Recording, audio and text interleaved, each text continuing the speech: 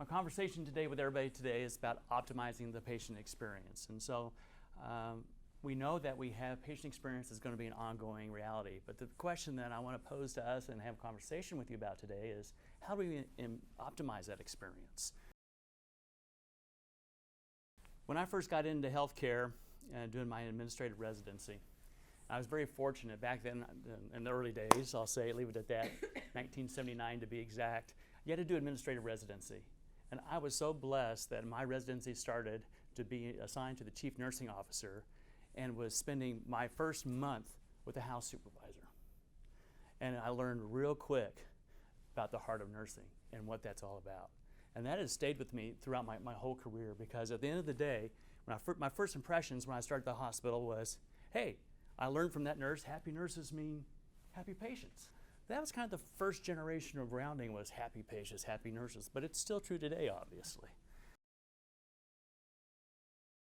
And then in the 1980s, I don't know, some of you may be familiar with the book In Search of Excellence by Tom Peters, and he had a phrase called management by walking around. And that was exposed in a training program at my particular hospital. And I took it literally to heart. And because I enjoyed, from my days in residency, talking to patients and nurses, and I just continued that on in an unofficial capacity. I just found that just made a difference in our organization. Rounding came about, around the 2000s. It was kind of the healthcare version of management by walking around, for lack of a better phrase. And what's interesting about that is that, CMS came out and said, we're going to start with value-based payments. In the future, we're going to start impacting your reimbursements based upon patient satisfaction. With HCAHPS, that was, if you recall, that started October 2006 is when that started. And we got our first report. And I was like panicked. And our organization panicked, because what had happened, that information now is publicized and it's impacting our reimbursements. And all of a sudden, more people are now interested about patient satisfaction, because guess who was knocking at the door? Marketing was knocking at the door. That's our brand image. So it goes beyond just patient. It's the whole organization culture is what patient experience is all about, is representing your organization. So, as I mentioned, I want to step back and talk about the patient experience. We all know it's important. That's kind of like duh. But it's been my awareness since 2006. There's kind of been the industry with patient satisfaction, kind of a chronic fatigue. It's patient satisfaction fatigue. Yes, we've been talking about it. I know I need to improve the patient experience, et cetera, et cetera, et cetera. So knowing that that's not going away, what do we need to change to optimize it? And what I'm going to suggest today is that we make it a refreshing experience. And it goes back to the stuff that I kind of learned in my early days about nursing, is that they want to connect with their patients, they want to have loving moments with those patients. And so, I would suggest that to make this a fresh experience is, instead of just going around asking your clinicians, well, have you done your rounds today? Well, have you had any connecting loving moments? That personalize it for both the patient and the caregiver, and that's what we really want to happen.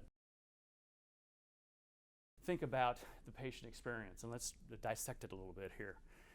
Today most hospitals just go around and they ask their patients, hey, how are we doing there? What's really going on? And patients give their responses, and caregivers react too. But we need to recall that when a patient says, I'm okay, it can mean two things, depending on the patient. Okay may mean I truly am fine, or okay, I need to make progress. So, how do we get past that in order to have that connection, with that patient? And so, getting the voice of the patient is certainly important. But maybe there's other information that can identify maybe a different scenario with a patient. And that's where, with a param, what we like to do is bring in data. When we connect to nurse call systems, when we connect to RTLS, telemetry systems, all those pieces of information are pulses of the care that we're giving to our patients. And then we get the rounding information from the voice of the patient. And so what we do with the param, we collect all that information, with our algorithms and synthesize it, and we identify what is our patient's experience. I almost like to call a PARM, it's the blood pressure cuff of a patient experience. We've got the pulse of what's going on both emotionally and physically with the patient from data. And so in this particular illustration up here, this is a little snapshot from a PARM, but the little asterisks, this is patient Henry, and asterisks are bed exit alarms. So now that our patient is transferred from 220 at 8 p.m., and we're still got these bed exit alarms going off. So if we're doing purposeful rounding and getting in focused on that, and we're having conversations, with the patient, say, Mrs. Jones, you're now in the rehab unit. We're going to get you moving quicker, but please call us on the nurse call, and we will come back immediately and get you moving. And so, are the reasons why you're getting out of bed? And she says, no, I'm okay. I'm okay. Well, we know that okay comment can mean lots of things, right? And so now we can go back and say, is there something else going on while you're getting out of bed? And so, and she sees in a PARM that the previous comments was, nurses are very busy, but I can take care of myself. So there's some cues when we get little tidbits of information like that. And for this particular patient, what we found out was the pain meds weren't working. We're getting out of bed because the pain meds weren't effective. So that's the benefit when we look at bringing in data to qualify what the voice of the patient is saying. That allows us to get to the patient's true experience, what's really on their mind. And so that's what I really like about looking at patient satisfaction from two dimensions, the voice of the patient and data wrapped together. What is this all about? Well, obviously what we need to do in our organizations is we always want to create positive momentum, not negative momentum. And I think we need to rephrase our conversations with our clinicians saying that the patient experience isn't me listening to them and reacting, it's a learning experience. That's what it really should be. We have conversations where we both connect the patient and the caregiver. And I think having that type of conversation is what's important. And the other piece, in healthcare is transparency of data. That's so important. It's in all the literature and all that. And so I was in a client meeting with Courtney one time, and it just kind of popped in my head, and I call it transparency. So what if we have information that's the caregivers are seeing the current patient satisfaction levels in real time, what's happening, not HCAHPS data that's 6 weeks old, and what's leadership seeing, and what resources do I need to supply to move that needle in real time for the patient experience?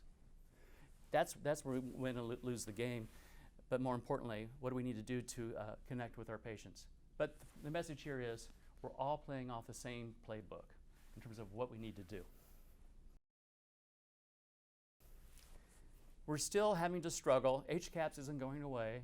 We get our scores, and it's 6 weeks after patients left the hospital, 4 weeks, and it's a score. And what I always disliked about patient satisfaction survey results is that they're based upon where the patient's discharged from. But we know that, and then lots of times that unit that identified didn't have the best score takes the heat. But in reality, that patient may have been in ICU, step down, med surge. So how do we move the needle for improving the patient experience? It's by managing that patient's experience in real time. And so what's interesting with a PARM is we can have the dimensions, and we can see to the very moment, how are we doing on some of the key dimensions we want to track, nurse care, discharge instructions. So we know that I can go up and I make my leadership round, talk to the nurse and say, hey, we fell below our goal in the past 24 hours regarding discharge instructions.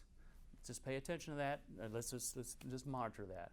So, healthcare is such a transaction encounter-based institution. And so capturing that data and looking at it is how we move that needle for improvement. And I think the other thing that's kind of happened in healthcare is the advent of EMR. We've kind of gone to checklist medicine to some degree. What have I got to do this, and check it off. And so I think what we do with a PARM is, and going back to the connecting living moments, is it's not a checklist encounter. We need to know It's not a task to perform. We need to go back and have a learning experience with our patients to make that difference. So to wrap it up and bring it home here, is improving patient experience. We all know there is no finish line in patient experience. But what we need to do as leaders is manage that patient experience and be focused on the quality of the race.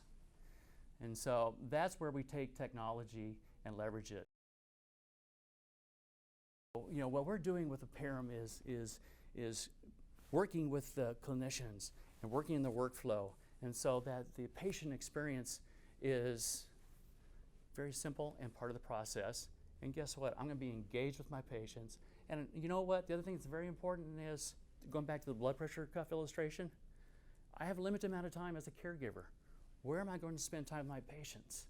Well, if I got 6 patients that their blood pressure, patient satisfaction is off the chart, I'm going to spend more time with those patients so I can improve their experience prior to discharge. That's where we make the difference in moving the needle. So that's kind of the message we want to leave with you today, and think about the patient experience as not just about rounding, but it's about creating those connecting living moments based upon the information that's fed to us. So thank you.